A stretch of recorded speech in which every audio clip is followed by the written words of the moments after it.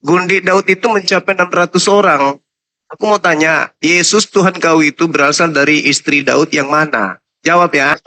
Jangan kau ketawa, kau bodoh kau punya tanya itu. Dia Yesus adalah keturunan Daud. Toh? Kamu tahu ke tidak? Bukan istri keberapanya dari Daud. Dengar. Kau sekarang Roma 1 nomor 3 dikatakan Yesus berasal dari sperma Daud. Saya bertanya, sperma Daud yang menetes di vagina istri dan gundik yang mana? Sampai Yesus menetes dari situ. Jawab dulu. Salam satu Tuhan.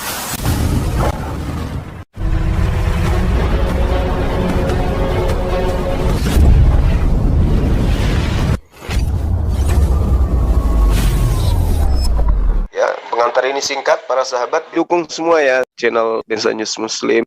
Di like, di subscribe, di share sebanyak mungkin. Untuk supaya mencegah sahabat-sahabat kita di luar sana Tidak. terpengaruh terhadap pemurtadan. Semoga Allah memberikan selalu sikap istiqamah. Salam satu Tuhan, Allahu Akbar. Tuhanmu yang dipantek di atas pohon itu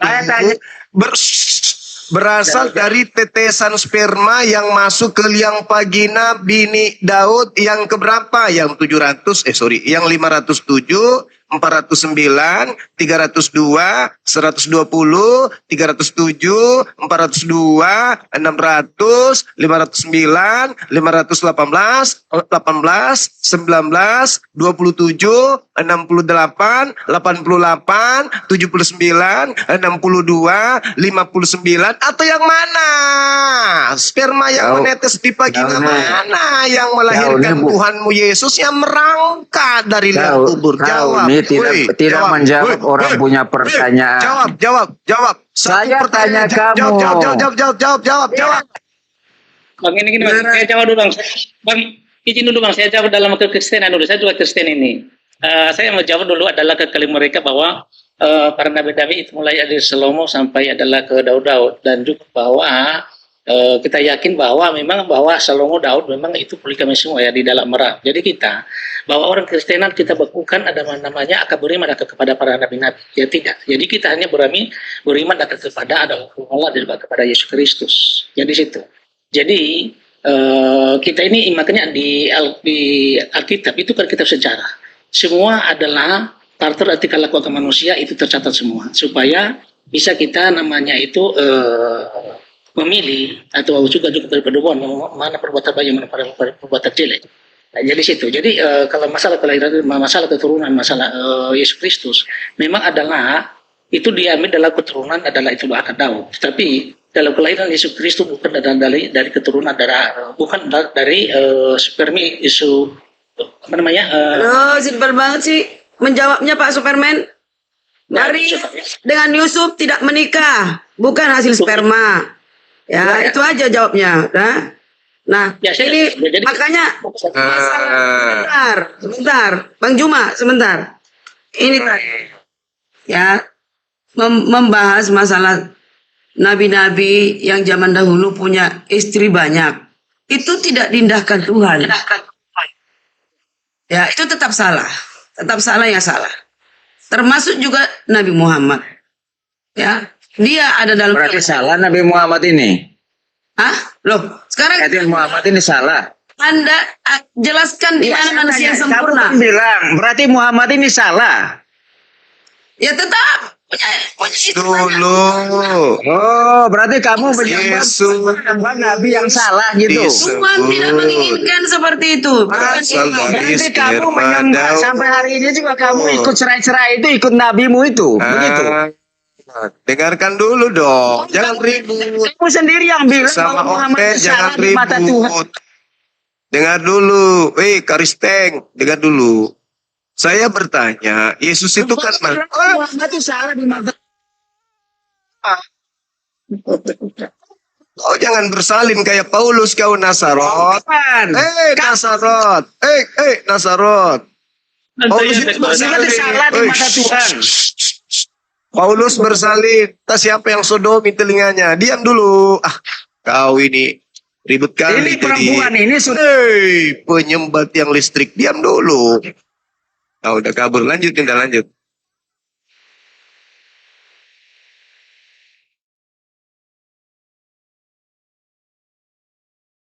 Daud, ya, anak anak dari Daud, yaitu Betseba, yang dia mengambil istri orang. Turun-temurun 14 turunan. Ya kan? Ya itulah lahir Yesus. Namun tidak ada yang menunjukkan bahwa hasil pernikahan sperma Maria dengan Yusuf. Dan Yusuf itu diberi petunjuk melalui mimpi oleh malaikat. Gitu Bang Cuma. Jangan ceraikan istrimu karena itu datangnya dari surga. Begitu Bang Cuma. Ini saudari, sering kita mendengarkan Yesus itu seutuhnya manusia dan seutuhnya Tuhan. Ini kita berbicara kemanusiaannya Yesus. Manusia Yesus itu udah jelas-jelas berasal dari Adam. Nyangkut pada kakeknya Daud. Itu tidak bisa dipungkiri tuh. Kalau dikatakan Yusuf sama Maria tidak kawin, betul, benar. Tapi bukankah Maria ini berasal dari sperma? Ibu Yesus ini berasal dari sperma. Nah, sebagai mesin pencetak Yesus, Yesus berasal dari Maria. Itu nggak bisa dipungkiri. Nah, karena tadi dihujat poligami, muncul pertanyaan. Tapi kepada penghujat yang tadi, Yesus ini berasal dari istri Daud yang keberapa? Hingga melahirkan kemudian Maria, ibunya Maria, kemudian menjadi mesin pencetak daging. Lahirlah Yesus yang kemudian diinstruksikan oleh firman Tuhan untuk ia ada di bumi. Yesus itu manusia suci, betul. Dia tidak berasal dari sperma laki-laki langsung, ya. Tetapi dia adalah manusia yang berasal dari turunan Nabi Daud. Sejarah menorehkan Daud punya perempuan ratusan. Muncul pertanyaan, Yesus ini dagingnya berasal dari istri yang keberapa? Tanpa Daud poligami, Yesus dagingnya nggak ada. Dia akan menjadi makhluk roh. Tanpa daging, Yesus tak bisa kalian lihat. Jadi berterima kasihlah kepada poligami. Karena poligami, Yesus punya daging. Gitu. Oke. Itu yang salah Bang Juma. Jangan berterima kasih kepada poligami. Karena poligami tidak diindahkan Tuhan. Tuhan menciptakan satu Adam, satu istri Hawa. Ya, jangan terbalik Bang Zuma. Oke, jelaskan ya. Aku jelaskan. Dari mana Daud, keturunan Daud, Yesus adalah keturunan Daud. Daud, Salomo. Salomo, Rehabeam. Rehabeam, Asa, Yosafat, Azia, Yoas, Amazia, 14 turunan ke bawah. Ya kan? Sehingga lahirlah Yusuf yang membawa marga.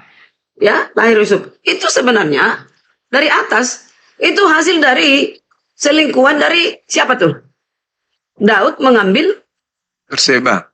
Iya, tapi nah batasnya di mana? Batasnya jangan engkau ceraikan istrimu wahai Yusuf. Memang kamu tidak menikah, belum menikah, masih bertunangan. Di orang Yahudi itu masih tukar cincin, tidak boleh macam-macam. Bukan seperti kita sekarang, udah anu-anu baru tukar cincin, ya kan terbalik kan? Nah, itu. Jadi Tuhan memperingatkan kepada loh, saya nggak ada menikahi kok bisa hamil gitu. Langsung malaikat memberitahu melalui mimpi kepada Yusuf, jangan kau ceraikan istrimu karena itu datangnya dari surga. Nah, lalu malaikat mengatakan kepada Maria, engkau akan melahirkan seorang anak. Kenapa Maria Karena itulah perempuan yang suci yang layak untuk menjadi tempat wadah Tuhan datang sebagai manusia. Coba dibaca di Yohanes 1 ayat 13. Dia bukan dari sperma, bukan dari keinginan manusia, bukan dari perkawinan laki-laki perempuan, melainkan dari Tuhan, dari Tuhan yang datang melalui Maria. Itu saudaraku. Jadi gini, kalau dari Yusuf oke, tapi kan ada Nathan anak Daud. melahirkan Matata, Mena, kemudian Malea, Eliakim, Yonan, Yusuf, Yehuda, kemudian Simeon, kemudian Lewi. Terbang lagi Elmadam, Kosam, Adi, Melki, Neri, Siparet, dan seterusnya. Terbang lagi Yohanan, Yoda, Yesek, Simehi, turun terus ke bawah. Kemudian Yosef, kemudian Yanai, kemudian Melki, kemudian Lewi, kemudian Matat, kemudian Eli atau Hei. Lalu kemudian melahirkan Maria. Maria melahirkan Yesus. Tetap aja sampai ke Yesus.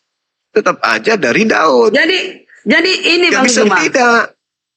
alami manusia dosa. Inilah manusia dosa.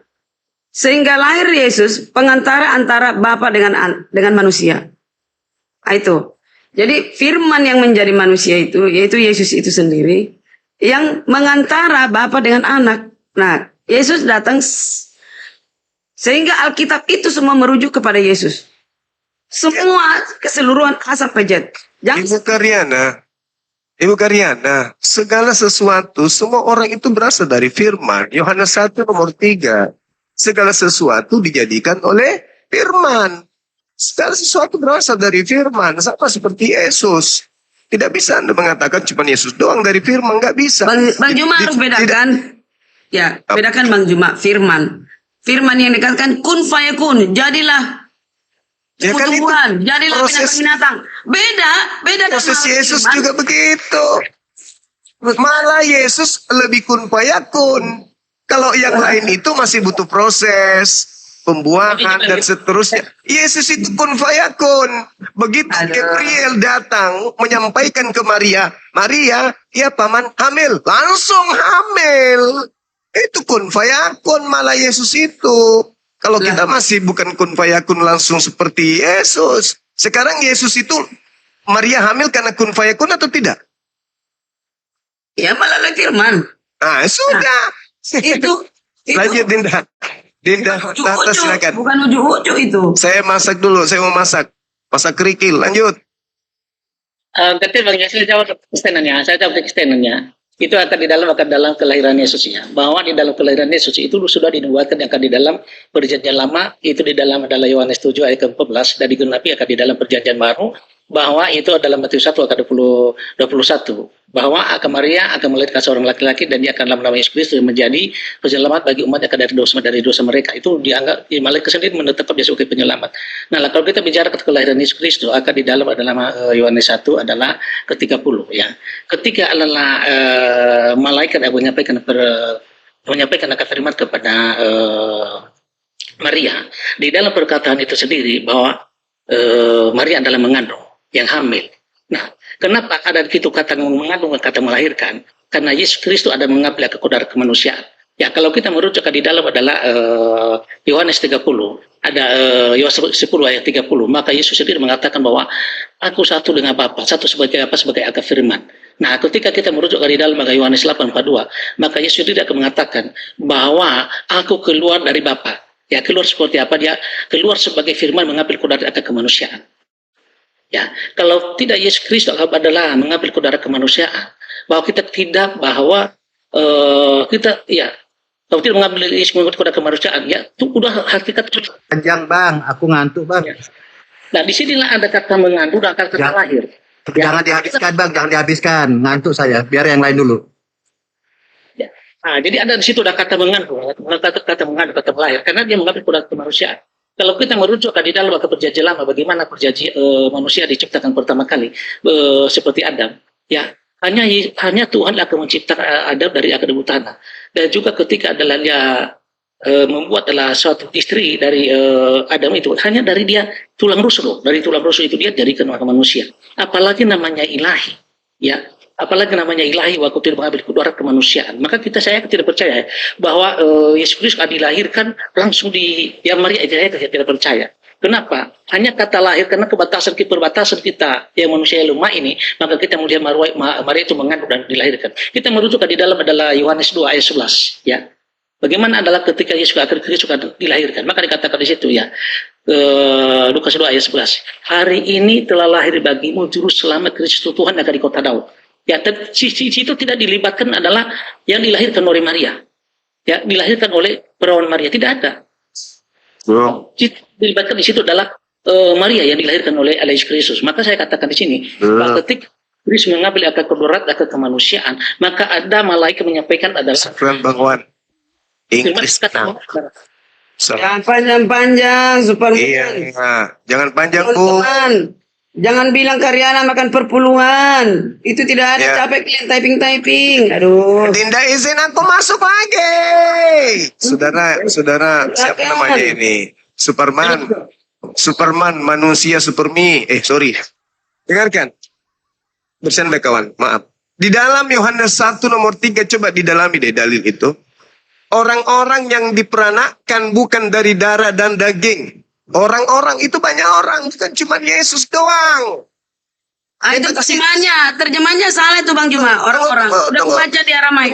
Tunggu dulu. Kalau kita melihat di dalam data ini, itu kan dikatakan genao. Genao itu kan yang diperanakkan. Banyak orang yang diperanakkan. Bukan gen, tapi genao. Berarti dia berbentuk jamak dalam bahasa Yunani. Gak bisa Anda lari ke Aramaik, tapi Yunani yang disajikan awal mula. Kata genao itu jamak. Orang-orang yang diperanakkan bukan dari darah atau dari daging. Bukan pula secara jasmani oleh keinginan seorang laki-laki. Kayak Ismail. Ismail itu bukan diperanakkan dari sperma Ismail itu. Kenapa? Sorry. Karena kalau kita melihat bukan Ismail, tetapi Yohanes Pembaptis. Saya kasih contoh Yohanes Pembaptis. Karena kenapa? Karena dia sudah tidak bisa melahirkan. Elizabeth itu udah mandul. Tapi Tuhan kemudian menginginkan Zakaria masih memiliki anak, maka Elizabeth mengandung. Elizabeth mengandung itu bukan dari sperma, bukan dari daging, karena dia sudah mandul. Maka Hawa itu bukan dari daging, bukan dari keinginan, bukan dari sperma, tetapi dari firman Hawa itu sampai dia ada di muka bumi. Begitu juga Adam. Jadi jangan katakan cuma Yesus yang berasal dari pire. Banyak manusia berasal dari pire, termasuk Yohanes Pembaptis. Saya kira begitu nih. Makan maki semuanya. Tidak masuk lagi. Dinda Tata mana? bagaimana udah saya tangkapin ya. Tunggu dulu. Dinda Tata mana? Wifi-nya Brunda, wifi-nya beliau. Bang, saya mau olahraga dulu. Angkat dulu naik. Saya jogging dulu. Silakan. Tadi Bang Juma bahwa mengatakan bahwa namanya mulai dari Adam dan seterusnya bahwa mereka itu berasal dari firman ya. Kita harus bedakan bahwa berasal dari firman dan juga adalah yang manusia yang diciptakan. Nah, bahwa kita melihat bahwa bagaimana manusia pertama kali Adam itu hanya diciptakan dari akar perbuatan. Berbeda dengan adalah Yesus Kristus ya. Bahwa Yesus Kristus akan berasal dari akar firman. Ya, kita maka merujuk di dalam Yohanes 1 ayat 1, maka dikatakan di situ pada mulanya bahwa firman itu akan bersama-sama dengan Allah, atau firman itu adalah Allah. Ke-14-nya maka dikatakan di situ firman itulah yang telah akan menjadi akan manusia.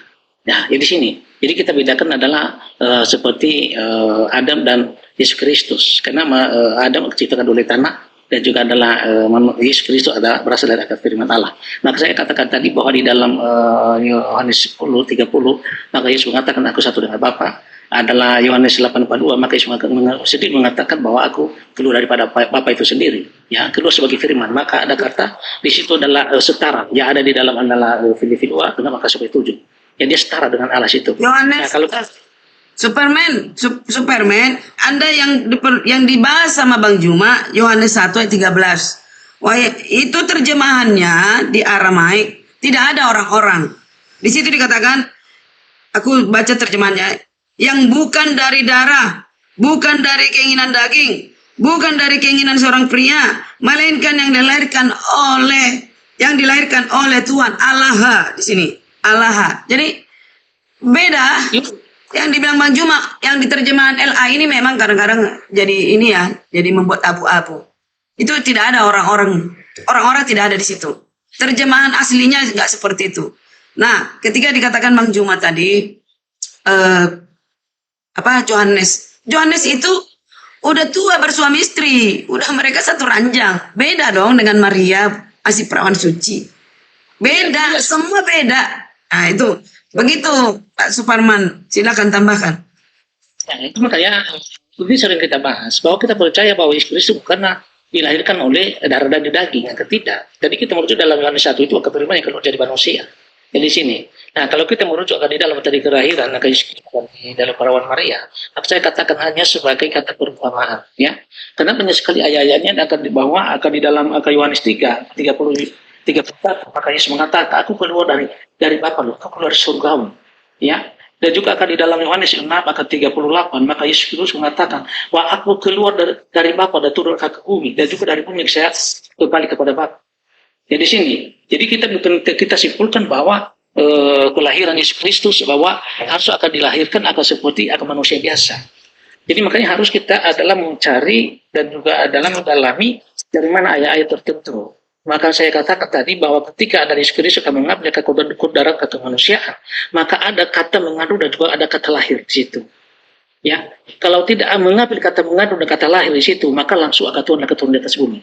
Nah, kalau Tuhan akan turun di atas bumi, itu banyak sekali ayat-ayatnya di dalam Keluaran 33 ayat 20, ya. Ketika ada Tuhan adalah akan turun di atas bumi. Kalau saya ulangi kembali bahwa tidak ada pun seorang akan melihat Allah. Ketika adalah Allah, ketika seorang melihat Allah maka dia akan mati. Dan banyak sekali lagi itu di dalam Mazmur, di dalam apalagi bahwa ketika akan Tuhan itu turun di atas bumi, maka ketika dia adalah mengikat kakinya.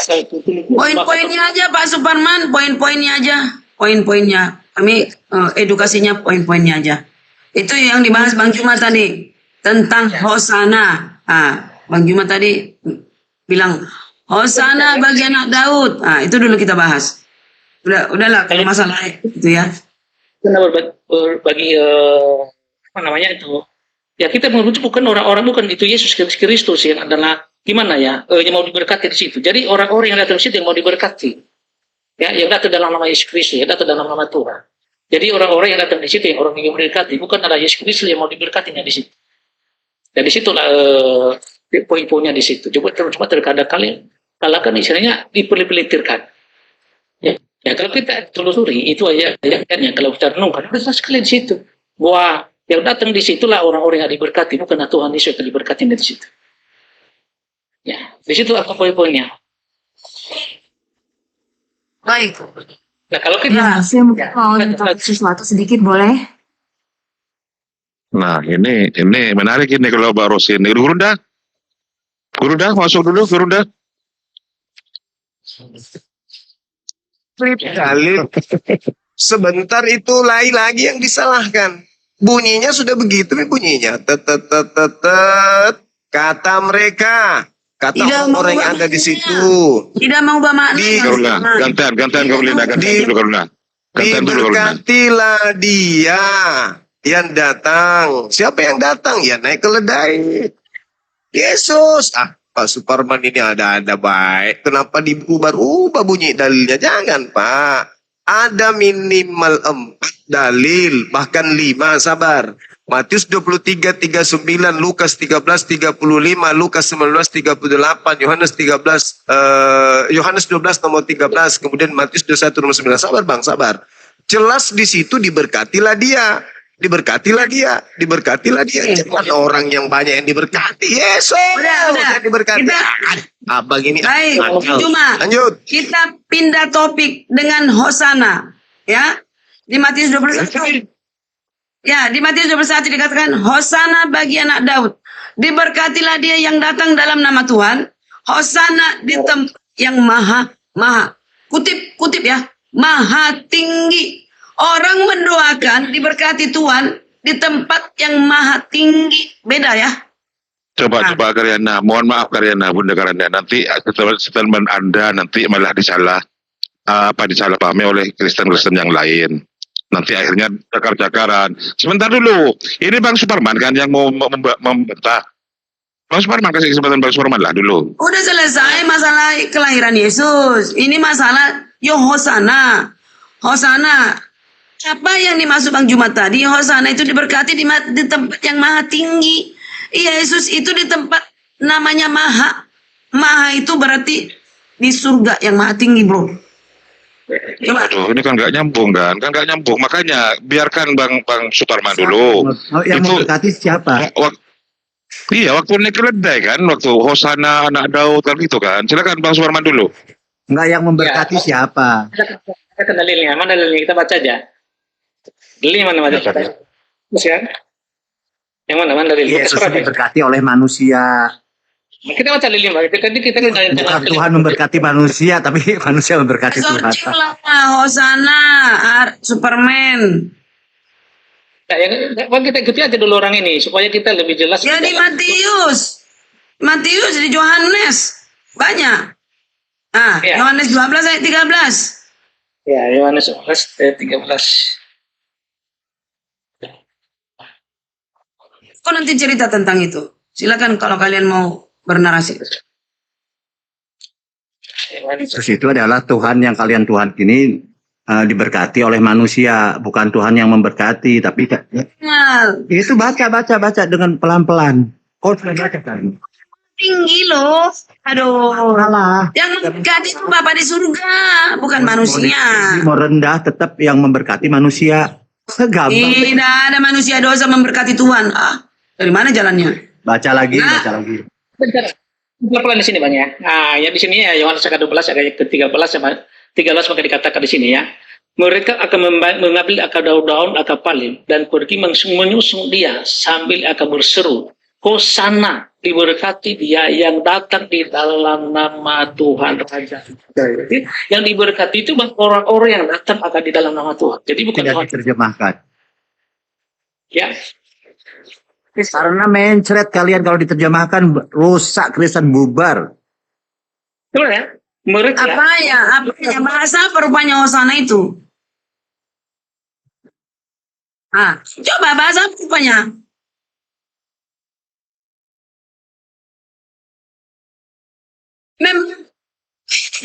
Arti Hosana itu diberkatilah dia di tempat yang maha tinggi. Gimana sih?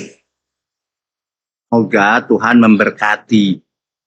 Itu Salah kamu, Bang. LAI tidak mau menerjemahkan. Karena kalau diterjemahkan bubar Kristen. Kenapa yang lain-lain Bubar diterjemahkan? pula kau bilang. Kenapa yang lain-lain diterjemahkan? Kenapa Hosana tidak? Karena itu kuncinya bahwa kalian akan bubar. Ya, kau nggak biar bacalah terjemahannya arti Hosana. Diberkati Bapaknya. Hosana itu selamatkanlah. Selamatkan Hosana. Coba kita lihat ya, kita pendekatan aja dulu ke kitabnya orang Yahudi pemilik bahasa. Di dalam Mazmur 118:25 yang saya katakan tadi.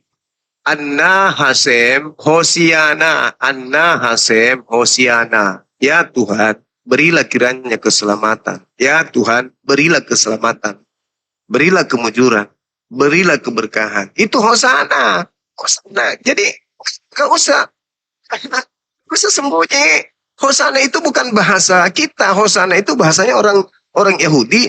Dan Hosana itu bahasa sakral. Hanya ditujukan kepada orang-orang suci di kalangan mereka. Sama seperti di Islam. Yang diselawati itu adalah orang-orang suci yang diimani oleh orang Islam. Kata Hosana dirujuk kepada Yesus. Kenapa? Dia manusia spesial. Makanya orang-orang Yahudi yang beriman kepadanya, yang percaya kepadanya, menyatakan kiranya keselamatan, kiranya kesejahteraan, kiranya kemujuran. Semoga selamatkanlah dia dan seterusnya. Itu fakta. Makanya Matius 23:19, engkau tidak akan melihat aku lagi sampai engkau berkata, kalian berkata, diberkatilah aku. Diberkatilah aku. Nanti ketika Yesus datang kedua kalinya, seluruh dunia akan bergemuruh. Seluruh manusia akan bergemuruh dan menyeru, diberkatilah Yesus yang datang dalam nama Tuhan. Kenapa? Kepanikan terjadi karena huru hara kiamat itu datang. Maka orang semua akan memuji Yesus, akan menyanjung dia sebagai utusan Tuhan yang turun untuk menghakimi kalian. Itu fakta, itu real. Data itu data. Boleh juga itu Hosana, selamatkanlah kami. Tindak tata monitor deh. Hangus kodong ini, nak masakanku hangus. Lanjut.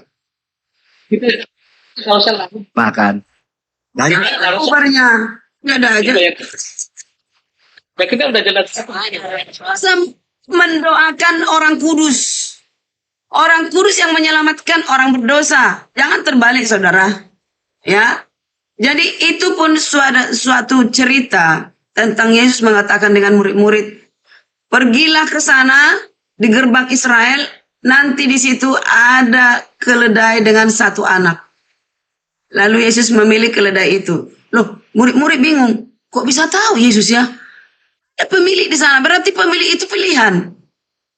Katakan Tuhan memerlukannya. Lalu ketika dikatakan jadi nggak? Jadi. Jadi diberikan. Mereka sangat, itu yang punya keledai sangat tersanjung. Karena dia diarak-arak pakai daun-daun palem. Ya. Dibilang, Hosana, diberkatilah dia, Raja Israel di tempat yang maha tinggi. Artinya, selamatkanlah kami, wahai Raja Israel. Yaitu Yesus Kristus. Orang mengatakan mulutnya tidak mengerti. Mereka tidak mengerti apa yang dikatakan itu. Itu hanya edukasi dari Tuhan. Mengerti. Terakhir. Bu Gariana, kalau Anda mengatakan Hosana, diberkatilah kami, sama. Sallu alaihi. Selamatkanlah kami kalau begitu. Berarti ketika umat Islam bersalawat kepada Nabi Muhammad, berarti kami yang butuh salawat itu, kami butuh syafaat. Udah selesai. Bubar. Umat Islam bersalawat karena mengharapkan kemudian syafaat. Bang Juma yang Mengharapkan syafaat. Makanya umat Islam bersalawat. Bang Juma yang Kalau Hosana anak Daud adalah merujuk kembali kepada yang memberikan pujian terhadap Yesus, ya sudah berarti sama. Kalau gitu, makanya jangan katakan Nabi Muhammad didoakan. Bukan. Hancur masakanku kotor. Ini Bang Juma. Motifnya beda. Mendoakan supaya selamat nabimu mungkin benar. Tapi mendoakan Yesus supaya selamat, tidak. Karena tidak ada kaitannya orang berdosa mendoakan orang suci. Nah, sekarang terbalik. Sebentar, Bang Juma. Jangan dibalik. Nabi Muhammadku selamat, gak dibunuh. Justru Yesus yang butuh diselamatkan. Karena dia dibunuh orang. Tentara Romawi membunuhnya. Iya, Berarti kalau itu yang Anda tafsirkan, kembali ke Yesus. Orang-orang menginginkan keselamatan bagi Yesus. Bangkit apa kalau udah mati duluan? Udahlah. Hindarkanlah Yesus jatuh dari jurang. Jatuh dulu baru tim SAR datang. Telat Bu Karyana, telat itu. Dengarkan. Tidak. Oke, gantian. Tidak ada otoritas Nabi menyelamatkan manusia. Nah, didoakan supaya selamat. Mungkin begitu pengertiannya. Namun kita supaya mendoakan Yesus sudah selamat dan dia dibangkitkan oleh Bapaknya ini surga, begitu loh. Jadi kapasitasnya berbeda tetap. Sangat langit dan bumi berbeda. Tidak ada otoritas seorang nabi jadi juru selamat. Ya, Nabi Muhammad meninggikan Nabi Isa. Oke? Nabi Isa itu siapa? Yesus itu sendiri. Itu Bang Juma. Silakan. Ya. Kalau menurut saya semua karena nabi-nabi itu tidak layak bangkit, ya, tapi hanya Yesus Kristus sudah yang bisa bangkit dari keadaan kematian, menunjukkan dia bahwa dia ilahi, yang menunjukkan dia bisa akan membangkitkan orang mati. Maka kita percaya kepada Yesus ketika dia adalah bangkit. Maka Yesus mengatakan di dalam Yohanes adalah 11:5-6. Maka dikatakan di situ, kata Yesus, akulah kebangkitan dan hidup. Barang siapa percaya kepada aku ya hidup walaupun ia sudah mati. Yang masih hidup yang percaya kepada Yesus Kristus akan tidak akan mati untuk selama-lamanya. Ya di sini. Nah, jadi kalau kita merujuk akan di dalam adalah Matius Matius ayat 28 ayat ke-5, maka Yesus sendiri akan ketika adalah Maria akan mendatangi adalah kubur itu, maka juga malaikat sendiri akan menyatakan kepada Maria bahwa siapa yang kamu cari di sini, ya, bahwa Yesus yang telah yang mati itu akan sudah bangkit sendiri. Di sini, jadi Yesus sudah akan bangkit sendiri dia. Jadi kalau kita merujuk akan dibangkitkan, itu akan merujuk kepada manusia yang banyak, merujuk kepada manusia yang umum. Jadi Yesus Kristus akan membuktikan dia bahwa ilahi dia bangkit di atas sendiri. Jadi sini dan juga aku masuk lagi. Telinga aku nggak bisa terima ini. Yang bangkit dari kubur itu adalah iblis, penyesat. Dulu, dengarkan. Tidak ada nubuatan. Saudara, berapa Kristen di sini? Berapa saudara-saudara Kristen? Tunjukkan kepada saya di dalam kitabnya Yahudi tentang kebangkitan hari ketiga. Ada enggak? Sampai bulu anus kalian geriting dan krinyol, bahkan sampai kalian pilok sewarna pirang, tidak akan pernah Anda temukan. Kenapa? bangkit dari kubur itu iblis. Ingat itu, catat itu dulu. Yesus, sabar. Yesus mengatakan di dalam Lukas 22 nomor 53. Saatmu sudah tiba, saatnya kuasa kegelapan. Yohanes 12 nomor 30 jelas sekali. Saatnya dunia dihakimi dan saatnya iblis dilemparkan keluar. Keluar dari mana? Keluar dari kubur. Yesus berkata di Matius 12 nomor 38 sampai 40. Orang jahat minta tanda dan tidak akan diberikan tanda kepada orang jahat selain iblis keluar dari kubur. Kemudian ingat, catat baik-baik. Di dalam Matius 27, pelan-pelan Bang, pelan-pelan. Dengarkan saya. Matius 27, orang-orang Yahudi, dengar dulu. Ahli Taurat mengatakan apa? Mereka berkata, Tuhan, kami ingat bahwa si penyesat itu sewaktu hidupnya berkata, sesudah 3 hari aku akan bangkit. Karena itu perintahkanlah kepada prajurit untuk menjaga kubur sampai hari ketiga. Jikalau tidak, murid-muridnya mungkin datang untuk mencuri mayatnya, lalu mengatakan kepada masyarakat kalau Yesus bangkit dari antara orang mati, sehingga, dengarkan, sehingga penyesatan yang terakhir akan lebih buruk akibatnya daripada penyesatan yang pertama. Mana penyesatan yang pertama itu? Penyesatan yang pertama, Adam jatuh ke dalam dosa. Penyesatan yang terakhir, iblis keluar dari kubur hari ketiga lantas diajarkan kepada manusia untuk dituhankan. Maka itulah penyesatan yang terakhir. Yang lebih kejam, 2 kali lebih dahsyat daripada penyesatan yang pertama. Jadi kata Yesus, orang yang keluar dari kubur itu tanda untuk orang jahat. Pahami itu dulu. Tapi kalau Anda membantah saudara-saudaraku Kristen, saya di sini menunggu sampai 2 jam sebelum kiamat. Adakah orang Kristen yang mampu menunjukkan nubuatan bangkit dari kubur di kitabnya orang Yahudi? Ada? Ada? Kalau tidak ada, maka kalau dia ada yang mampu menunjukkan data dalil di kitabnya Yahudi adanya kebangkitan hari ketiga, kalau dia perempuan akan saya nikahkan dengan Pak Bom-Bom, kalau dia laki-laki maka akan saya nikahkan dengan Ibu Karyana. Silakan, tunjukkan. Ada nggak nubuatan kebangkitan itu? Selain daripada yang ada di Matius 27, nomor 63 sampai nomor 64. Demikian. Lanjut. Lanjut. Jangan jadi mak comblang dong. Aduh. Semua ayat bisa dibuktikan Bang Juma. Ya. Iya. Bukan dalam Yunus. Oke. Siapa ini? Saya menghargai. Saya menanggapi, baik, saya tanggapin dulu ya, bahwa orang-orang Yahudi, maka itulah kesempatan bagi mereka untuk menangkap Yesus dan menyalibkan dia, bahwa orang Yahudi tidak percaya bahwa ada kebangkitan pada orang mati. Jadi ketika Yesus Kristus akan menyamakan akan dirinya akan dengan Allah sendiri, maka di dalam akan Yohanes 14 itulah dan seterusnya, bahwa dikatakan ketika iblis mengatakan kepada dia, ya Tuhan, tunjukkanlah apa itu siapa kepada kami sudah cukup. Kata Yesus, Filipus, sekian lama aku bertanya bersama-sama dengan kamu, masih engkau bertanya, oh siapa Bapak itu? Ya, Bapak siapa melihat aku sudah melihat Bapak, karena Bapak di dalam aku dan aku akan di dalam Bapak itu sendiri. Itu menunjukkan di dalam satu hakikat dia dengan Bapak itu sendiri. Ya. Sana sih, kan dicari cara kebangkitan, lari ke sini, lari situ, mencelak sana, mencelak sini, kayak apa ini? Ya ditanya, Titip Bang, aku titip. Lalu mengajarin mereka cari data tentang kebangkitan hari ketiga di Bible. Itu. Orang Yahudi. Aku tunggu, biar Bom bisa nikah. Sahabat, lanjut, barakallah, lanjut. Iya gitu loh teman-teman, kalau diskusi ini kan harusnya edukasi dan kita akan mendapat ilmu, walaupun dari siapapun kita bisa dapat ilmu kan, tidak dibatasi. Nah ketika ada pertanyaan itu adalah tentang edukasi. Anda harus buktikan di mana di situ bahwa ada nubuatan tentang hari kebangkitan hari ketiga itu disebutkan di Matius 7. Silakan. Jangan lari sana, lari sini, loncat sana, loncat sini. Pusing kita. Jadi, cara tentang adalah penangkapan Yesus, kematian Yesus. Makanya saya menangkap situ kan, membunuh Yesus. Nah, baik itu. Enggak ada, tadi kan ada nubuatannya.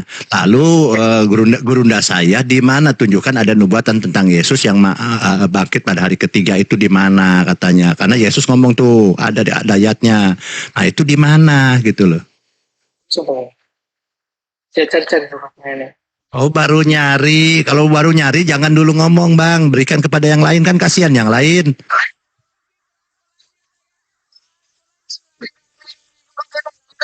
apa lari dulu lari.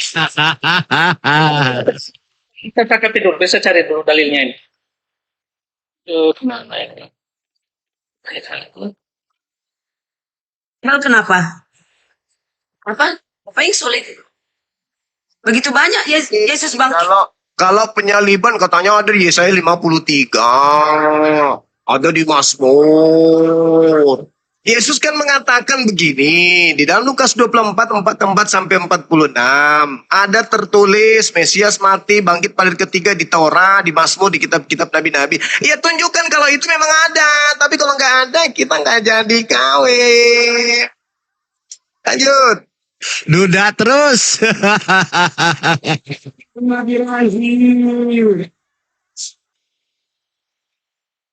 Ini memang maksudnya perindik Taurat. Nah, kalau gitu nggak usah protes. Berarti yang bangkit dari kubur itu adalah iblis. Itu betul berarti. Tidak ada yang mengenal Yesus di perjanjian lama di Taurat. Ya. Tapi ada nubuat di situ akan bangkit hari ketiga. Ada. Begini Bang, ini nubuatan Bang ya, ini ya, di dalam Al-Quran Yunus 1 ayat adalah 17 maka dikatakan di situ, maka atas penentuan Tuhan dan tinggallah seekor ikan akan menal akan Yunus dan Yunus akan tinggal akan di dalam akan ikan akan 3 hari akan 3 malam. Ini digenapi di dalam Lukas. Bang ya, digenapi di dalam Lukas. Itu tanda untuk orang jahat. Alamak. Baca Matius 12 nomor 38, nomor 40 sampai 40. Orang jahat dan orang tidak setia ini minta satu tanda dan tidak akan diberi tanda selain tanda Yunus. Sebab Yunus 3 hari 3 malam bangkit dari keluar dari perut ikan dan keluar dari perut bumi. Makanya saya katakan Matius 27, 63, 64 dan seterusnya baca di situ. Ahli Taurat orang Farisi berkata, Tuan, permisi Tuan, kami ingat Yesus ini adalah penyesat. Dia pernah berkata sesudah 3 hari dia akan bangkit. Dan dia katakan dia bangkit itu kepada kami orang-orang jahat ini. Jaga dong kuburannya. Apa yang terjadi? Benar-benar bangkit. Setelah dia bangkit, apa kata Petrus? Tuhan, seluruh Israel harus tahu bahwa Tuhan Elohim telah membuat Yesus yang kau salibkan itu menjadi Tuhan bagimu. Makanya dia dibangkitkan untuk menjadi Tuhan bagi orang-orang jahat. Begitu saudaraku. Lari lagi kita, lari. Tidak Tata, jangan ngambek dong. Ngomong dong. Luar biasa. Tata. Lanjut. Mantap. Terus. Nah, ketika adalah orang-orang Yahudi akan mencoba Yesus, kami ketandakan kepada dia. Maka Yesus mengatakan adalah cukuplah beri adalah tanda Yunus kepada mereka. Dan juga Yunus akan tinggal di 3 malam 3 hari dan 3 malam 3 hari dan juga akan Yesus Kristus bahwa tinggal di bumi 3 hari akan 3 malam itu. Maka Yunus dalam perjanjian lama digenapi akan 3 malam. Nah, ketika ada Yesus Kristus adalah dikuburkan, itu ada dalam Matius 28. Bagaimana orang Yahudi untuk berkutat Ya, untung Bang Juma lagi lari lo, itu lari pagi lo. Untung loh, aduh ya Allah. Yang ditanya apa, yang dibahas apa, lari sana, lari sini. Gimana? Ini sih Pak, kalau cuma lari doang, ini sudah saya putus, sendal jepit saya putus. Ayo coba bayangkan itu, putus. Ini saya jawab. Tadi akan merujuk tadi Bang Juma mengatakan dia adalah muncul penyesat yang baru. Kan ini. Nah, makanya orang-orang Yahudi dan ahli Taurat untuk berketat adalah ketentuan mereka bahwa mereka tidak percaya ada kebangkitan di dalam Yesus. Nah, kita merujuk ke di dalam adalah kita mengambil dalam Matius 28 dan seterusnya sampai nanti akan ke-5 ya. Maka dikatakan situ ya. Setelah hari Sabat akan lewat, menjelang akan menyingsing akan fajar pada hari pertama minggu itu. Pergilah akan Maria Magdalena dan Maria yang lain akan menengok ke kubur itu. Maka terjadilah gempa bumi yang hebat sebab seorang malaikat Tuhan akan turun dari langit dan akan datang ke batu itu dan menggulingkannya, lalu akan duduk di atasnya. Wajahnya bagaikan kilat dan pakaiannya akan putih bagaikan salju, dan penjaga-penjaga itu akan terketat Dinda Tata, permisi. Bang, kalau berat mencari data bangkit hari ketiga, begini aja deh, begini, yang paling mudah. Tolong tunjukkan data di PB aja, jangan PB, jangan PL, kesusahan dan kebangkitan. Jadi saudara carikan saya data di mana Yesus mengatakan di PB, aku akan bangkit. Kalau ada, maka jadi kita kawin. Ayo, semangat. Yohanes 11:25 kata Yesus, akulah kebangkitan. Akulah kebangkitan. Sama dengan Maksudku bangkit dari kubur. Aku akan bangkit hari ketiga. Kalau ada dalilnya, jadi kita kawin. Asal kita kawin. Lanjut. ini tadi saya bawa itu tentang masalah Yunus, ya, bahwa itu kan sebagai pertanda bagaimana kepada orang-orang adalah ahli Taurat. Ya, tentang Yunus, maka Yesus mengatakan cukuplah tanda Yunus kita berikan yang diberikan kepada orang-orang ahli Taurat. Maka juga akan Yesus Kristus akan juga adalah tinggal di lahir. Menduda selamanya kita ini. Gak ada yang bisa bantu kita. Gak ada bisa. Kebangkitan di PL gak ada. Aku akan bangkit di PP gak ada. Ya menduda selamanya. Udahlah. Udah Bang Juma. Udah. Kalian Gak jadi kawin. Kita gak jadi kawin. Udah gak ada. Kasihan Bang Juma ini. Matius 27 ayat 63. Ya kan? Mereka berkata, Tuhan, kami ingat bahwa si penyesat itu sewaktu-waktu hidup berkata. Lalu Yesus berkata, ini huruf merah loh. Sesudah 3 hari aku akan bangkit. Aku spill. Itu tuduhan orang-orang Yahudi itu. Dia mengutip, sabar. Dia mengutip perkataan Yesus yang mengatakan di dalam Matius 12, anak manusia akan bangkit. Dia tidak mengatakan aku akan bangkit, Bu. Nggak jadi kawin, kita nggak jadi. Gak jadi kita kawin, bukan ya? Gak jadi. Ini aku akan bangkit sesudah 3 hari, aku akan bangkit. Yesus, ini huruf merah loh. Mau di-spill nggak? Huruf merah loh. Ucapan ahli Taurat mengutip pernyataan Yesus, anak manusia akan bangkit. Mereka akan membunuh dia, dan setelah 3 hari dia akan bangkit. Bukan aku akan bangkit. Gak jadi kita kawin, bukan ya? Gak jadi. Menua kita ini nggak kawin-kawin kita. Kenapa ini? Ayo bantu dong. Bantu jawaban, weh. Suplai jawaban dari bawah, teman-teman. Lanjut. Aku dibikin Bang Juma inilah. Nggak apa-apa sih Bang Juma jadi duda terus. Tapi ini kan aku buktikan. Ini akan kubuktikan. Bukan cuma aku yang duda di sini. Baal juga, Baal duda. Bang Arif duda juga. Dinda Tahta juga. Bang Wan juga ikut-ikutan duda. Bahkan Ibu Rosi pun duda juga. Kita udah pada nih? Gimana dong? Lanjut. Kardiana janda. Bu Rose janda nggak?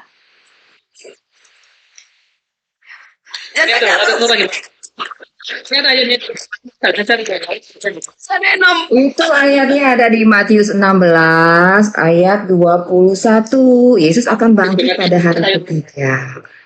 Baca Bu. Please. Itu kita Bu Rosi. Jadi kawin ini. Baca. Matius berapa? Aduh. Matius 16 ya. Ayat 21. Ya.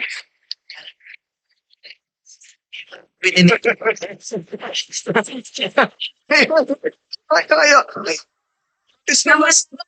Yang lain baca yang lain. Nggak masalah. Yang penting kebenaran diucapkan ya kan. Ayo dibaca. Matius 16:21. Yang mau itu siap.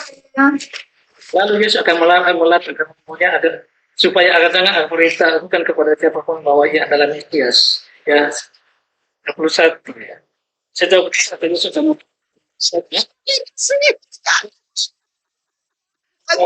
pengakuan Yesus aku akan bangkit. Nggak ada Bu. Nggak jadi kita kawin. Menua kita ini jadi pelapuk kering nanti lama-lama. Ya, sebentar saya lihat.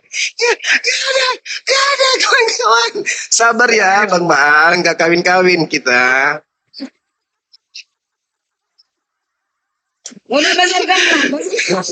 Matoa nih. Ini bukan mulut Yesus. Besarkan aku. Ada, tuh nggak ada sih ada. Waduh. Ya saya baca nih. Matius 16 ayat 21. Karyana. Sejak waktu itu Yesus mulai menyatakan kepada murid-muridnya bahwa ia harus pergi ke Yerusalem dan menanggung banyak penderitaan dari pihak tua-tua, imam-imam kepala dan ahli Taurat, lalu dia dibunuh dan dibangkitkan pada hari ketiga. Itu pernyataan siapa? Aku minta Yesus yang mengatakan itu, mana Ibu Yesusnya? Yesus menyatakan, ini Yesus mencatatkan, Matius menuliskannya. Kalau Anda membantah ini ya sudah, terserah.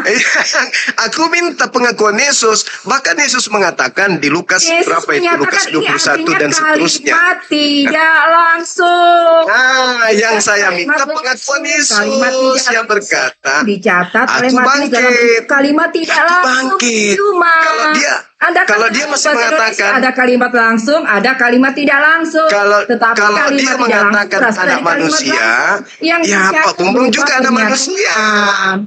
Lanjut. Bang Nah, Mbak, Dinda Tata, dibangkitkan lanjut. pada hari ketiga, Matius 16 ayat 21.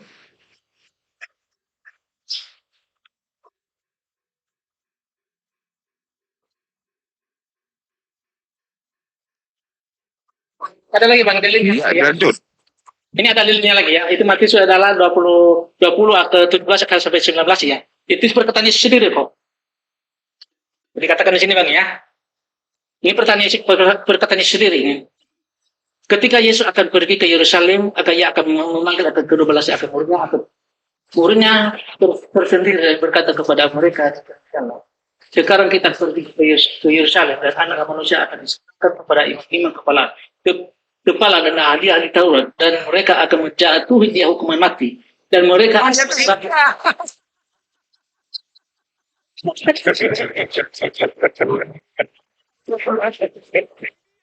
Bukan aku. Nah, jadi kawin kita. Pas Superman nggak jadi batal. Nggak jadi kawin. bukan masalah kawin Bang, cuma istilahnya saya jelaskan aja. Ada perkataan Yesus ya, masalah kawin yang penting juga. Nah, maka dikatakan saya, dan mereka akan menjatuhkan dia, ya, dan mereka akan menyerahkan dia kepada bangsa-bangsa yang tidak mengenal Allah, supaya ia diolok-olokkan, diserahkan dan disalibkan, dan pada hari ketiga ia akan dibangkitkan. Ya, jadi situ, jadi keterangan Yesus sendiri yang juga dia adalah akan bangkit pada hari yang akan ketiga itu. Ya, jadi Pak Solang. ini malah di perkataannya sebenarnya. Ya. Ini kan ketika di dalam Matius 17 sampai 19 ini perkataannya dia memanggilkan murid-muridnya bahwa dia adalah beritahu bahwa dia akan diserahkan ya kepada namanya itu ya. Ya dia diserahkan ke yang mana? Diserahkan kepada imam-imam ya, diserahkan kepada imam-imam ya. Agar dia pada hari ketiga dia akan bangkit. Itu perkataannya sendiri kok. Dia mengatakan dia itu memberitakan kepada murid-murid bahwa dia akan diserahkan dan dibangkitkan pada hari yang ketiga. Itu perkataannya sendiri. Ya, berarti Oke lah. Ya, oke lah. Jadi masuk Bang Juma, Yesus Yohanes masuk Bang Juma, Yesus tidak tahu dia akan bangkit. Ya, satu lagi sebentar Kaliana, satu lagi. Yohanes 2 ayat 19 ya. Saya baca ya. Jawab Yesus kepada mereka, rombaklah bait Tuhan ini dan dalam 3 hari aku akan mendirikannya kembali. Lalu kata orang Yahudi kepadanya, 46 tahun orang mendirikan bait Tuhan dan engkau dapat membangunnya dalam 3 hari? Tetapi yang dimaksudkan dengan bait Tuhan ialah tubuhnya sendiri. Kemudian sesudah ia bangkit dari antara orang mati, barulah teringat murid-muridnya bahwa hal itu telah dikatakannya dan mereka pun percayalah akan kitab suci dan akan perkataan yang telah diucapkan oleh Yesus. Udah 2 ya? Benar. ya. Jadi gini ya. Wah, kalau masih nuntut lagi ini berarti ya. Iya. Kamu Kepadamu Rose. yang telah lupakan aku, bukan aku, tapi dia. Oh, bukan aku, tapi dia. Ditunda kawin 2026, Malu. nggak jadi kawin. Kemudian Jangan direvisi dulu. Bang Juma. Jangan bahas kedagingan. Bahas Yang lagi. keluar dari kubur itu daging, Ibu. Udah nggak jadi kawin kita nggak jadi kawin, batal. Lagi birahi Bang Juma ini.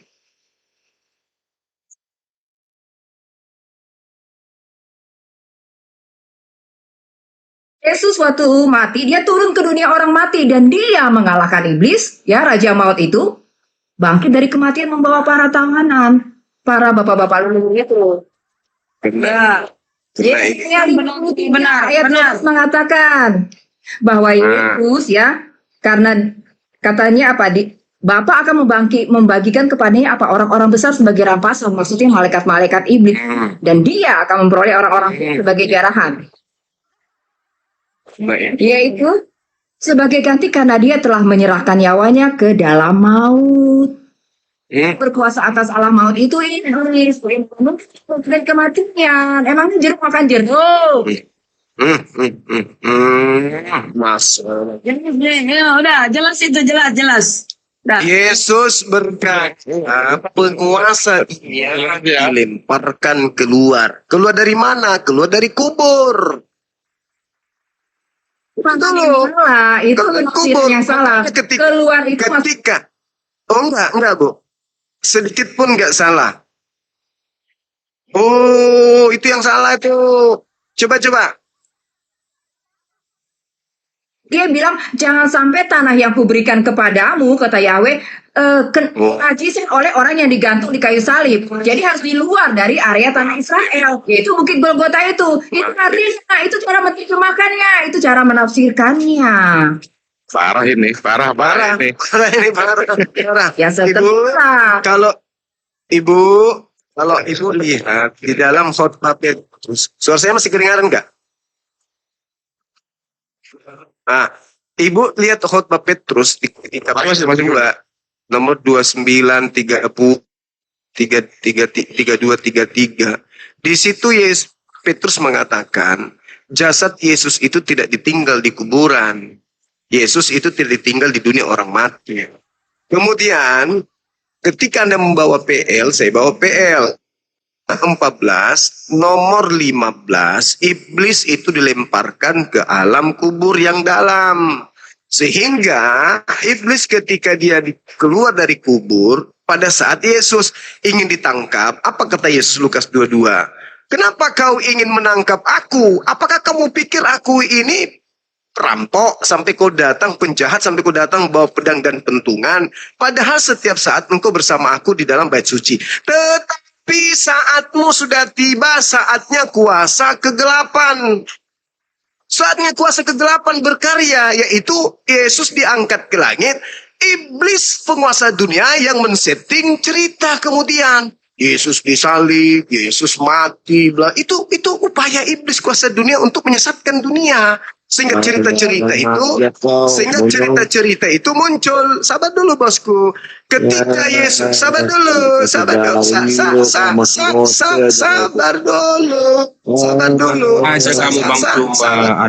dulu. Pertanyaan saya nih, tolong dijawab. Tadi 2 pertanyaan dari yang bisa jawab. Sekarang pertanyaan ketiga. Ketika Yesus mengatakan penguasa dunia datang dan sedikit pun penguasa dunia tidak berkuasa atas diriku.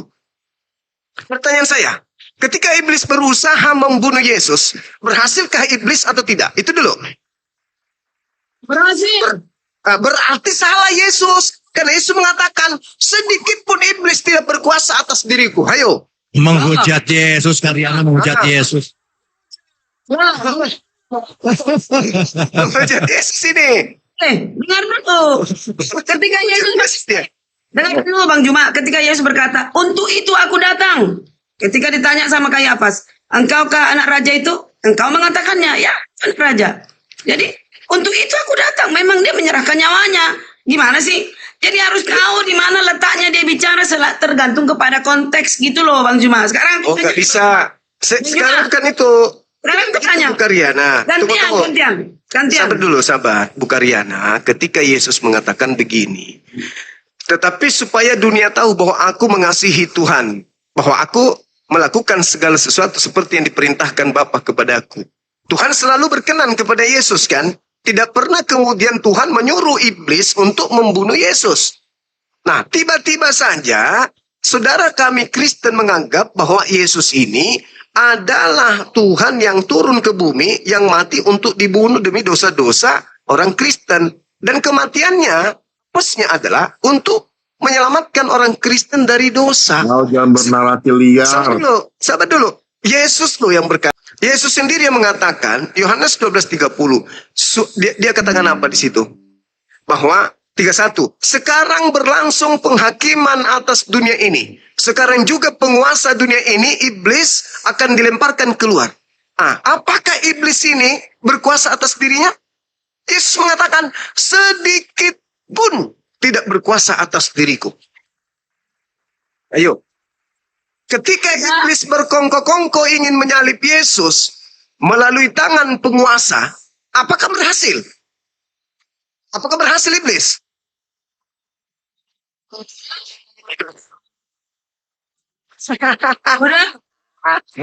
Lagi ya. Berhasil? Apakah berhasil? Sebentar. Nih, sama aku aja Bang Juma, biar mencret Bang Juma kita buat. Ya, biar kawin sama Ustaz Tarta. Orang ini Ustaz kasus Tuamreng. Ya. Kemudian. Ayo. Nih, Apakah berhasil iblis? tolong jawab Bang Juma ya. Apakah iblis berhasil? Apa kaitannya kematian Yesus dengan Anda Yunus? Coba ceritakan, kalau itu kamu mengerti, berarti kamu sudah ya. Apakah iblis berhasil? Loh, kalau itu mengerti berarti tahu konsep penyaliban. Dan iblis itu memang sudah memiliki perjanjian darah. Jadi untuk melepaskan manusia dari lubang kubur, iblis minta darah Yesus. Wah. Ini dongeng, jangan dongeng kamu, jangan. Enggak. Perjanjian darahnya tercatat di dalam Zakaria 9 ayat 1. Wah. Yang dia mati di kayu salib. Ini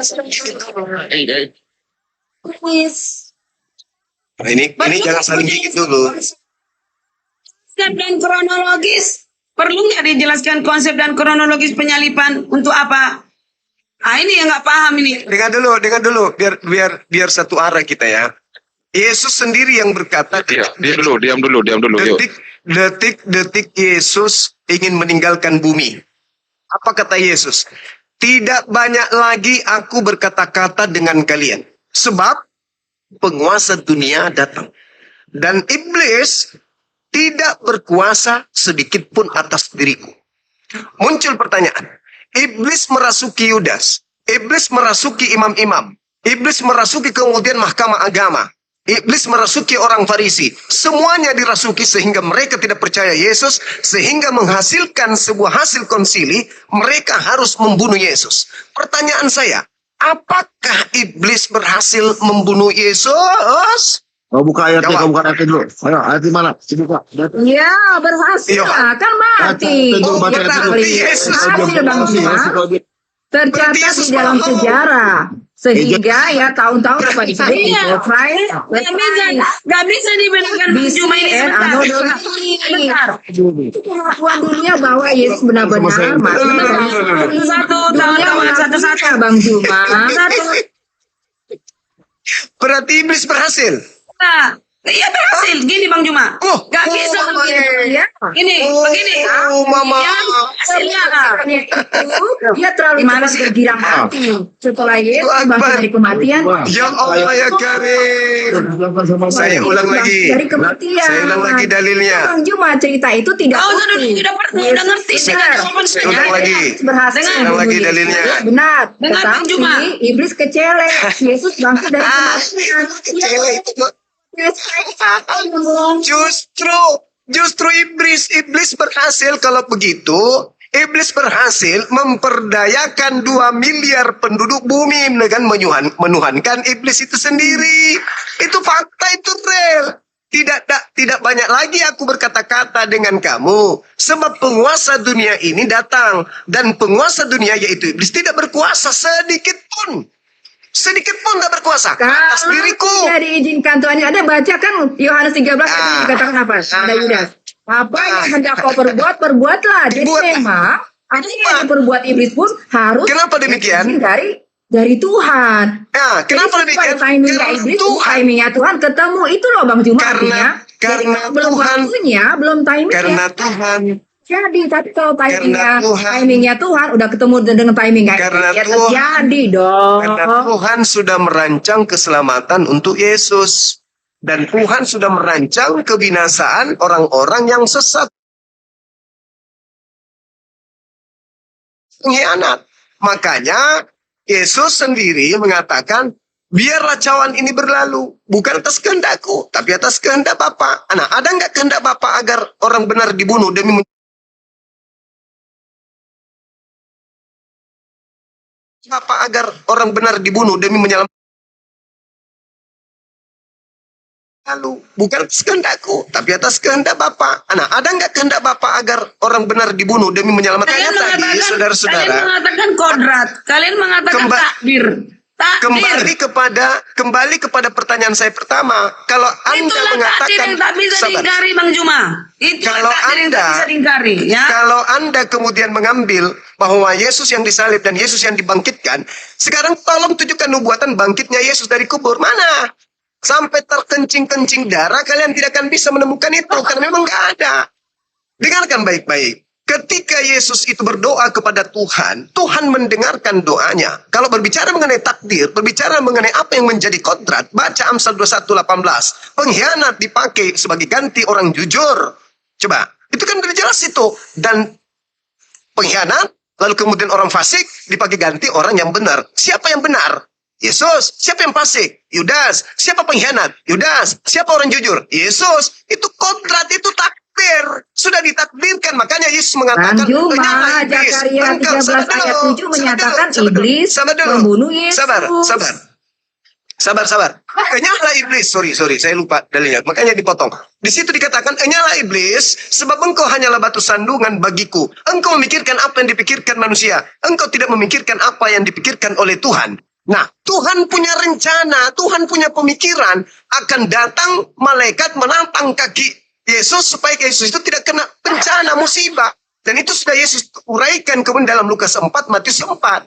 Ketika Yesus mengatakan dalam Yohanes 14:30, tidak banyak lagi aku berkata-kata dengan kamu, sebab penguasa dunia datang, dan penguasa dunia tidak berkuasa sedikitpun atas diriku. Makanya ketika penguasa dunia datang untuk menjelakakan Yesus, tak ada lagi ucapan Yesus selain terangkat ke langit. Maka yang mengambil fungsi setelah Yesus terangkat adalah iblis dalam nama Yesus. Makanya dikatakan kemudian oleh Yesus, waspadalah kepada penyesat yang datang kepadamu memakai namaku dan berkata, akulah dia, akulah Kristus. Jangan kau mendengar, jangan kau percaya, sebab dia akan menyesatkan banyak orang. Nah, coba kita lihat.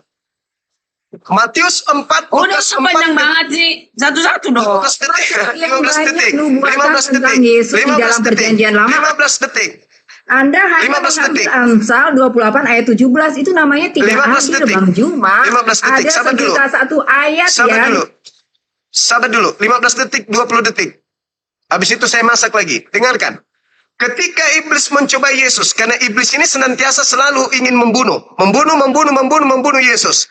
Sehingga Yesus mengatakan, iblislah yang menjadi bapakmu, sebab kau ingin membunuh aku. Nah, ketika iblis datang mencoba ingin membunuh Yesus, apa yang diterangkan di sana? Yesus, kalau kau sembah aku, segala kuasa dunia akan aku berikan kepadamu. Yesus terima enggak? Enggak. Berarti kuasa dunia dari iblis tidak diterima oleh Yesus. Belum waktunya.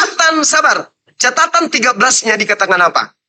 Ketika iblis mundur dari mencoba Yesus, dan menunggu waktu yang tepat. Jadi iblis ini tidak tidur. Iblis tidak tidur. Ketika Yesus terangkat ke langit, iblis menemukan waktu yang tepat. Apa itu? Dia menjadikan pengganti Yesus itu menjadi Yesus, sehingga separuh penduduk bumi menganggap itu Yesus, sehingga menuhankan dia. Siapa yang tepuk tangan? Siapa yang tepuk Dongeng. tangan? Udah mulai dongeng. Siapa yang tepuk tangan? Iblis. Sekarang kita buktikan. Mana orang banyak yang disesatkan iblis dalam nama Yesus? Hah? Itu bukti. Itu bukti Jangan terakhir. berdongeng, Bang Juma. Bukan. Yesus yang mengatakan, dia akan menyesatkan banyak orang. Pertanyaan saya, mana orang banyak yang disesatkan dalam nama Yesus? Yang nanti akan diusir oleh Yesus itu sendiri. Kalian semua pembuat kejahatan, aku tidak mengenal kalian. Mana orang banyak itu? Mana orang Kadang-kadang banyak yang disesatkan dalam cerdas, nama Yesus? kadang-kadang Bang Juma ini Mana? beleng-beleng. Mana orang banyak itu? Mana orang banyak itu? Saya kira begitu. Boleh. Izin ya Dinda Tata dan yang lain. Silakan. Nggak usah di situ aja, udah pas tempatmu. Silakan. Yes. Ya.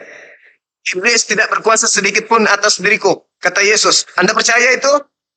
Anda percaya? Oke. Ketika iblis berusaha untuk membunuh Yesus, berhasil nggak? Kena kau. Tidak berhasil. Berarti Yesus tidak disalib. Yesus menyerahkan nyawanya.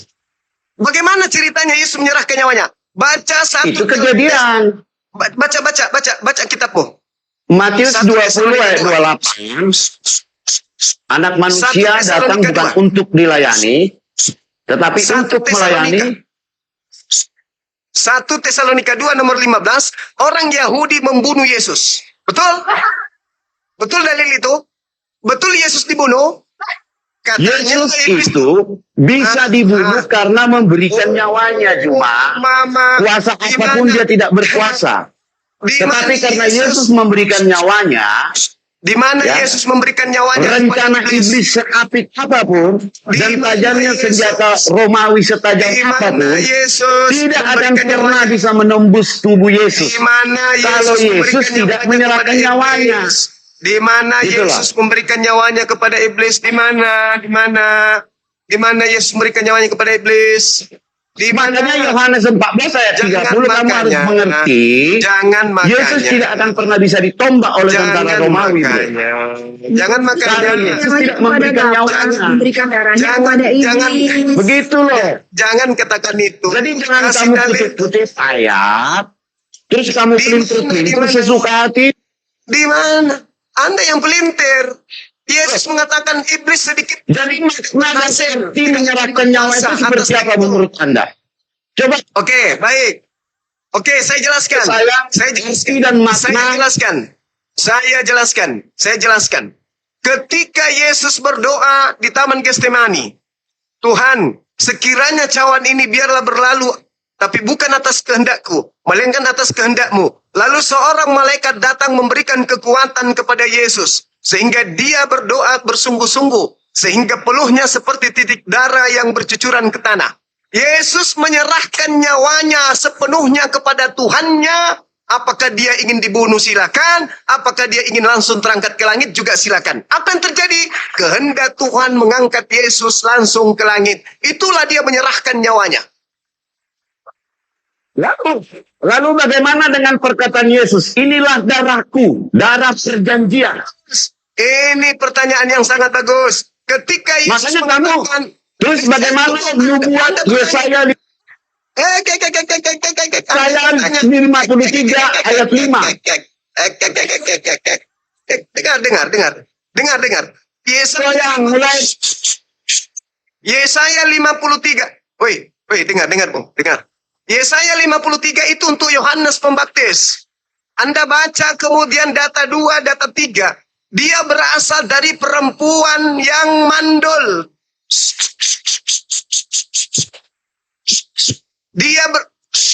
Dia berasal dari perempuan mandul. Diam dulu, gantian kita. Dia berasal dari perempuan mandul, tanah kering, bukan tanah subur. Kalau Maria itu tanah subur, belum disentuh laki-laki hamil duluan. Yang dinubuatkan di Yesaya 53 itu adalah seorang Mesias yang berasal dari dari perempuan kering. Tanah kering. Apakah Maria tanah kering? Jadi yang dinubuatkan di sana adalah Yohanes Pembaptis. Anda tahu Yohanes Pembaptis? Apakah dia mati? Apakah dia mati? Yohanes Pembaptis apakah dibunuh? Apakah dia bisa menyelamatkan manusia? Apakah Yohanes Pembaptis bisa menyelamatkan manusia? Apakah Yohanes Pembaptis bisa menyelamatkan manusia dengan dia dipercaya? Bisa. Mana dalilnya? Matius 21 nomor 31. Apakah kata Yesus? Pelajar pesundal dan pemungut cukai lebih dulu masuk surga karena percaya kepada Yohanes Pembaptis. Jadi yang dimaksud Yesaya 53. Dengar. Yesaya 53. Gimana ini kalau bicara nggak bisa gantian? Yesaya 53 itu untuk Yohanes Pembaptis. Baca. Yesaya 53 itu jangan kelima dulu, biar kau nggak gila. Jangan kelima dulu.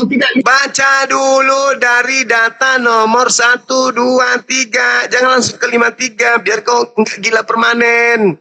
Baca dulu. Yang dikatakan di sana, dia berasal dari tanah kering.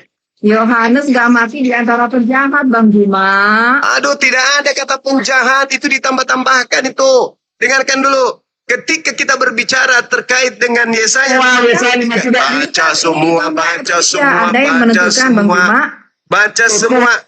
Dengar dulu. Ketika Anda membaca Yesaya 53, Anda baca dong data nomor 2. Tertikam, banyak orang tertikam. Kata Yesus, banyak orang tertikam, bukan cuma Yesus. Oh, bilur-bilurnya Yohanes Pembaptis juga mengalami hal yang sama. Jangan. Yang tertib dulu. Silakan dulu. Silakan dulu. Jadi kalau kita berbicara Yesaya 53, banyak hal yang harus kamu hadapi di situ. Banyak hal dan kamu akan berat. Kenapa? Yesaya 53 menubuatkan seorang manusia yang berasal dari tanah kering, bukan tanah subur. Itu satu. Tanah kering. Apakah Maria tanah kering? Oh, enggak. Dia tanah yang subur. Tidak disentuh laki-laki aja hamil. Sedangkan Elizabeth itu tanah kering. Tanah kering Elizabeth itu. Kau tanami apapun biar anak-anak muda yang menanam di situ nggak tumbuh-tumbuh karena dia sudah kering. Tetapi Tuhan kemudian menginginkan tunas itu bertumbuh dari tanah kering. Yohanes adalah juru selamat bagi Bani Israel. Kata siapa? Kata Yesus. Di mana dalilnya? Matius 21 nomor 31. Engkau masuk wahai pelacur, wahai pesundal lebih dulu. Kenapa? Karena engkau percaya kepada Yohanes Pembaptis sang penyelamat. Oke? Catat itu. Dan Yohanes mati martir. Yohanes Pembaptis mati tanah martir. Israel yang diberikan janji tapi tidak menghasilkan kebenaran dan kebenaran. Sudah. Ampun sudah. Kemudian enggak dong. Yesus yang mengatakan itu. Di mana Yesus mengatakan tentang Yesaya 53? Baca Matius 23 nomor 32 sampai 36. Wahai ular-ular, wahai keturunan ular beludak, bagaimana mungkin engkau meloloskan dirimu dari api neraka? Sebab penuhilah takaran nenek moyangmu, katanya. Di ayat 32. Sebab separuh dari nabi-nabi, dari ahli Torah, dari orang bijak yang diutus kepadamu, kau salibkan. Maka penuhilah takaran nenek moyangmu. Aku berkata kepadamu, mendukung Yahweh. Aku berkata kepadamu, kata Yesus, aku berkata kepadamu, semua yang katakan ini akan dipenuhi oleh angkatan jahat ini. Artinya apa? Mereka ahli Torah adalah pembunuh para nabi, penyalib para nabi, penombak para nabi. Jadi jangan Anda mengatakan itu untuk Yesus. Yesus mengatakan itu bukan untuk dirinya. Yesaya pun bin Amos mengatakan itu bukan untuk Yesus. Di mana Yesaya bin Amos mengatakan itu? Baca Yesaya 1 nomor 1. Itu bukan untuk Yesus. Selesai. Bukan untuk Yesus. Nah, kalau dipaksakan lagi itu untuk Yesus, tolong dong kembali lagi berikan bukti dong dari PL tentang kebangkitan Yesus hari ketiga. Ada enggak? Ayo, sudah. Silakan Dina. Saatnya saya harus ibadah, lanjut. Ya, gantian Bang Juma. Ini kalau baca Bible tidak ada rohnya. Udah, jangan borong terus. Ya. Ini kalau baca Bukan seperti itu, Karyana bukan seperti itu. Ini adu data gitu. Dan Kak Rosi juga harus konsisten ya. cuma interpretasi sendiri. Masa dia menginterpretasikan Bible kami? Kan sudah kan. Kalau baca Yesaya itu baca dari ayat 1-nya kan gitu kan. Untuk siapa itu? Tuhan. Pengertian Nah, iya, dari ayat 1 dulu. Ini itulah iman-iman anak TK kayak gitu. Ya. Kasihan deh. Udah, bantu tetap layar teman-teman, posting ulang. Ayo, absen lo Farid kalau ada. Aku juga mau mandi dulu. Lanjut. Bang Jumair tadi. Ini para Beb. Jadi gini, pertama nubuatan itu memang tidak ada. Andaikan ada, tentu saja Yesus ini ketika mau dibunbun, ya silakan saya dibunbun. Wong saya akan bangkit, ada nubuatnya, seharusnya gitu. Tapi apa kata Yesus? Ya iblis bapakmu, karena kalian ingin membunuh aku. Makanya dia itu melarikan diri. Yohanes 18 ayat 1. Bahkan di dalam Lukas 13:33, aku harus pergi melarikan diri. Karena tidak semestinya seorang nabi dibunbun. Loh kalau memang ada nubuat dia akan bangkit, ngapain lari? Yang ketiga, dia bersujud. Ya, dalam Matius 26 ayat 39, minta keselamatan dia supaya tidak dibunbun. Bahkan sedih dia. Hatiku sangat sedih, rasanya mau mati. Akhirnya Tuhannya menyelamatkan dia. Karena dia itu minta pertolongan kepada Tuhan. Ya, di dalam, kita tahu kan, di dalam Matius 26 ayat 53. Atau kau sangka bahwa aku tidak dapat berseru kepada Bapakku, supaya ia segera mengirim lebih dari 12 pasukan malaikat membantu aku. Ternyata dibantu beneran oleh Tuhan. Lukas 22:43. Maka seorang malaikat dari langit menampakkan diri kepadanya untuk memberi kekuatan. Nah, kenapa kau diselamatkan? Karena memang Yesus melarikan diri, berdoa minta keselamatan. Akhirnya di dalam Mazmur, orang baik, kalau dia berdoa kepada Tuhan, diselamatkan. Contohnya di ayat 11.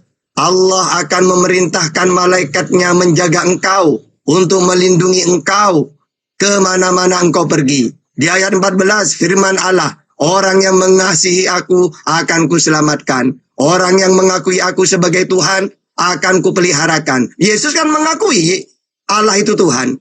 Ya, Matius 11:25, aku bersyukur kepadamu Bapa Tuhan langit dan bumi. Makanya doanya Yesus dikabulkan. Apabila mereka berseru kepadaku, aku akan menjawab mereka. Apabila mereka dalam kesusahan, aku akan menolong mereka. Aku akan menyelamatkan dia. Jadi benar ya, tidak ada penyaliban itu dan tidak akan lihat. Ya. Yang ketiga, tunggu yang terakhir. Kalau memang ada nubuat dia akan mati dan bangkit, kenapa Yesus tidak tahu melarikan diri dia? Kenapa ketika dia bangkit dari kubur, malah murid-muridnya mengatakan, hantu! Lukas 24 ayat 37. Seharusnya mereka tidak kaget. Seharusnya mereka tidak mengatakan hantu. Seharusnya mereka mengatakan, bangkit beneran sesuai nubuat. Seharusnya gitu. Ini enggak, malah dikatain hantu. Yesus. Nah, gimana? Mantap. Udah. Jadi maksud kalian, Yesus itu berdoa kepada Tuhan, meminta kepada Tuhan, dia takut mati gitu. Bukan takut mati. Mati itu sangat sedih. Selamat siang. Ada bang. Mati bro. Dia takut. Selamat siang semuanya. Bang Tahta, Bang Zulkifli, Suri Kidi. Selamat siang. Yesus takut. Dia tidak lulus menjalani sepanjang itu pengadilan. Sampai dia takut silap bicara dari kemanusiaannya. Dan katanya ada nubuat. Sekarang sukses nggak? Sukses nggak Yesus menjalani dengan Karyana? Ya sukses. Bu Karyana. Shalom. Bu Karyana. Halo. Ya. Sukses jadi hantu dong. Kalau sukses jadi hantu. Sekali, ya, apa Eng?